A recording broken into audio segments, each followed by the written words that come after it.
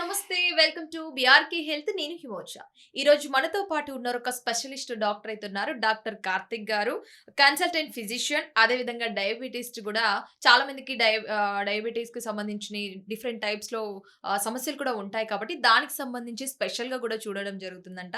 మరి ఎవరికెవరికి ట్రీట్మెంట్ చేశారు? అసలు ఎంతమందికి ఈ డయాబెటిస్ ఉన్న వారికి సార్ ఎంతమందికి ట్రీట్మెంట్ చేశారో కూడా మనం అడిగి తెలుసుకునే ప్రయత్నం అయితే చేద్దాం. మళ్ళీ చాలా మందికి ఇప్పుడు వచ్చేది మనకు సమ్మర్ కాబట్టి సమ్మర్‌కి సంబంధించిన మంచి మంచి టిప్స్ కావచ్చు, హెల్త్ బెనిఫిట్స్ గురించి కూడా సార్‌ని అడిగి తెలుసుకుందాం. Hi sir. నమస్తే. హాయ్ అమ్మ. ఎలా ఉన్నారు? ఫైన్ ఫైన్ రా చెప్పండి. Thanks for coming sir.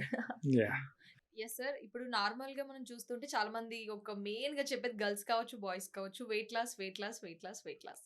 అసలు ఈ వెయిట్ లాస్ అవ్వడానికి కావచ్చు, అసలు వీళ్ళు ఎందుకు వెయిట్ పెరుగుతున్నారు? అంటే నార్మల్‌గా జనాలు వెయిట్ ఎందుకు పెరుగుతున్నారు? మరి వెయిట్ ఎందుకు తగ్గించుకుంటున్నారు? చాలా మందేమో మేము వెయిట్ పెరగాలి అని చెప్పేసి అదొక ఆతృత. మేము వెయిట్ తగ్గాలి అని చెప్పేసి ఎట్ ది సేమ్ టైమ్ ఇదొక ఆతృత. అసలు ఎందుకిలా చేస్తున్నారంటారు? ఇప్పుడు అంటే మనం స్పెషల్‌గా చూసుకుంటే గనక చాలా మంది వెయిట్ లాస్ కోసం గూడా ఇంజెక్షన్స్ కూడా యూజ్ చేస్తున్నారు సార్. అంటే విన్నాము కొన్ని. ఇంజెక్షన్స్ కూడా యూజ్ చేయడం వెయిట్ లాస్ కోసమని డిఫరెంట్‌గా. అసలు ఇది అంటే ఇలా ఇంజెక్షన్స్ తీసుకోవడం వల్ల ఏమైనా హార్మ్‌ఫుల్ అంటే ఏమైనా వాళ్ళకి హార్మ్ కలుగుతుందా? లేదు అంటే గనక చాలా మంది కాస్మెటిక్స్‌లో కూడా అలా చేసుకోవడం కూడా జరుగుతుంది కదా సార్. అసలు ఇది నిజమేనంటారా? ఇది యూజ్ అవుతుందా? So, first weight yeah! Weight gain అనేది ఒకప్పుడు మనకొక డిసీజ్ లాగా చూసేవాళ్ళం కాదు. అవును. ఇప్పుడు రీసెంట్‌గా అకార్డింగ్ టు డబ్ల్యూహెచ్‌ఓ హ్మ్. వెయిట్ అంటే ఒబెసిటీని ఒక డిసీజ్‌గా కేటగరైజ్ చేయడం జరిగింది. హ్మ్. అంటే అది ఎంత సివియర్ ఉందో అనేసేసి మనకు అర్థమవుతుంది. ఒక ఇండియా లాంటి కంట్రీలో ఒకప్పుడు mall nutrition is the topic. అంటే అసలు మాల్ న్యూట్రిషన్ దొరకదు, సన్నగా ఉంటాము, వీక్‌గా అయిపోతాము, ప్రోటీన్ ఉండదు, ఇమ్యూనిటీ ఉండదు అని చెప్పేసి అలాంటి కంట్రీలో మనము వెయిట్ గెయిన్, ఒబెసిటీ గురించి ఒక డిసీజ్‌గా మాట్లాడుకోవాల్సిన అవసరం వచ్చింది. అవును.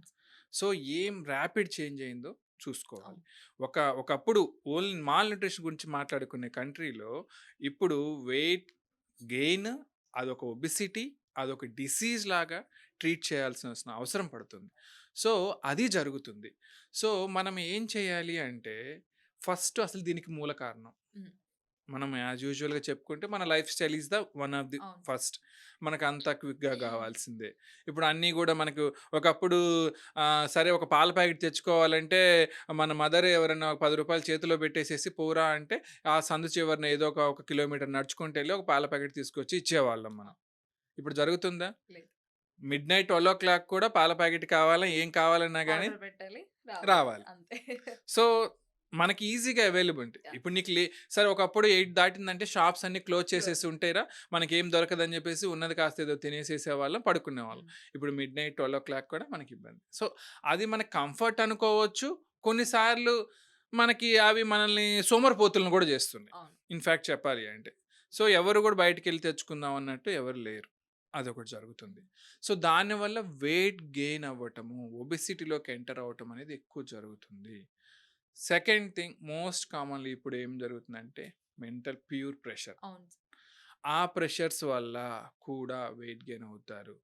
ప్రెషర్ ఫీడింగ్ అంటే ఒక రకమైన ప్రెషర్‌లో ఉన్నప్పుడు our body wants more sugars అన్నట్లు తినటం జరుగుతుంది. అది ఒకటి. ఇంకొకటి పాజిబిలిటీ ఏమవుతుంది అంటే ఆకలి కోసం కాదు, టేస్ట్ బడ్స్ కోసం. అవును. అన్నిటికన్నా బిగ్గెస్ట్ ఇప్పుడు డ్రగ్ ఏంటంటే టేస్ట్. టేస్ట్. అన్నిటికన్నా ఏందంటే టేస్ట్. అరే! టేస్ట్. అది బావుందంట. ఒకడెవరన్నా పలానా ఇన్‌ఫ్లుయెన్సర్ పెట్టేసాడు అనంగానే అందరూ పలోమని పరిగెట్టటం. అవును. ఆ కెఫేలో ఇది బావుందంటే అదే కావాలి మాకు. హ్మ్. సో, అందరూ పరిగెడతారు. అది ఓపెన్ రోజు కొట్టుకుంటారు, తింటారు. సో, ఇది ఎక్కువైంది. సో, టేస్ట్ బడ్స్ అనేది ఒక డ్రగ్‌లా తయారైపోయింది అవును. మనకి. సో, అది తీసుకోవటం.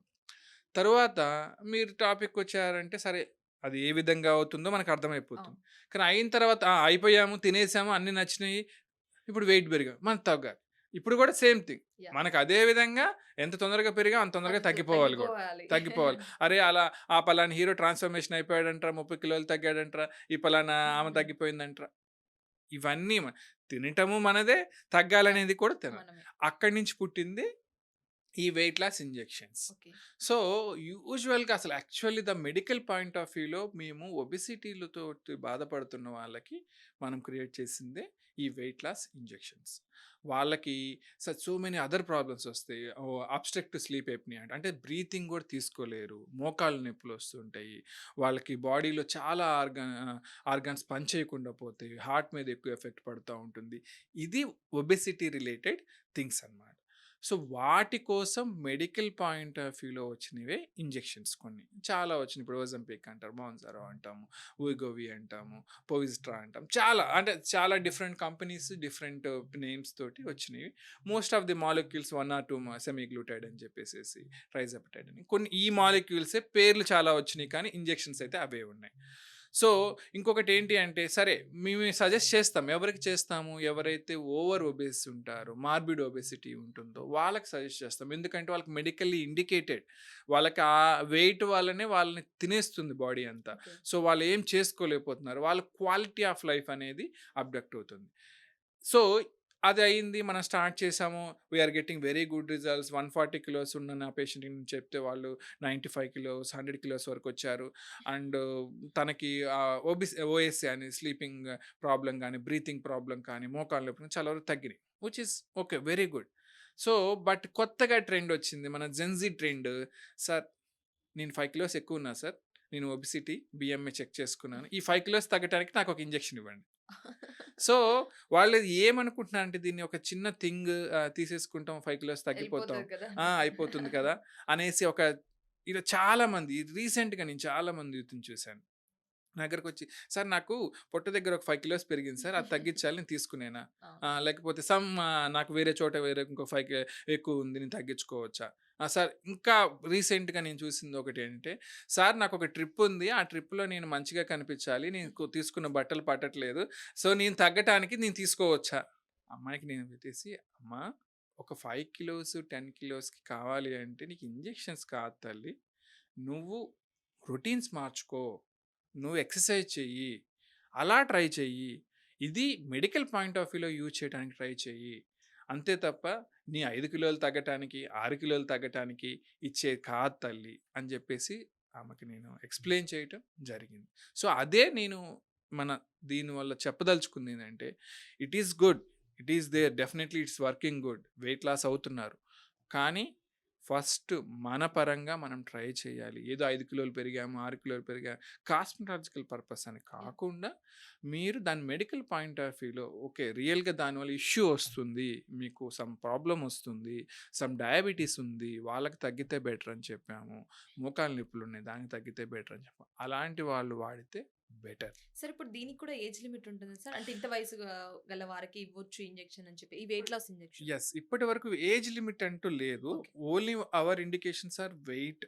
అంటే ఓకే. బిఎంఐ పరంగానే తీసుకుంటున్నాము. అండ్ కొంచెం లివర్ ఫైబ్రోసిస్ ఉందా లేదా అలా అలా తీసుకొని మేము చేస్తున్నాము. ఓకే. అలాగనే సజెస్ట్ చేస్తున్నాము. ఇది ఎన్ని డేస్ వరకు వర్క్ అవుతుంది సార్? యూజువల్‌గా తనకి డిఫరెంట్ డోసేజెస్ ఉన్నాయి. యాహ్! ఆ డోసేజ్ ప్రకారం మనం డోసేజ్ పెంచుకుంటూ అండ్ మనకి ఎన్ని వెయిట్ అంటే హౌ మెనీ కిలోస్ మనం తగ్గాలనుకుంటున్న దాన్ని బట్టి దాన్ని మేము టైలరింగ్ ఆఫ్ డోస్ పెడతామనమాట. కొంతమందికి 0.25 నుంచి 0.5, 0.75, 1 అట్లా 2.75 వరకు ఉంది. So, but that is depends upon our requirement. ఎంత మనకి రిక్వైర్మెంట్ ఉంది, పేషెంట్‌కి ఎంత వెయిట్ లాస్ అవ్వాలనుకుంటున్నాం, దానివల్ల ఎంతవరకు ఇంప్రూవ్ అవుతారు. ఇది ఇంపార్టెంట్ అక్కడ. Yes sir. Thank you sir. Thank you so much. మా థాంక్ యూ బీఆర్‌కే అమ్మా. హెల్త్ ప్రేక్షకులకు కావచ్చు, అదేవిధంగా మా బీఆర్‌కే హెల్త్ చూస్తున్న ప్రేక్షకులు ప్రతి ఒక్కరికి అసలు వెయిట్ లాస్‌కి సంబంధించి డిఫరెంట్ టైప్‌లో అంటే ఒకే టైప్‌లో కాకుండా ఈ విధంగా అవుతారు, ఈ విధంగా జనరల్‌గా అయితే చెప్పడం జరిగింది sir. Thank you sir. Thank you so much. Thank you అమ్మా. నమస్కారం. Thank you.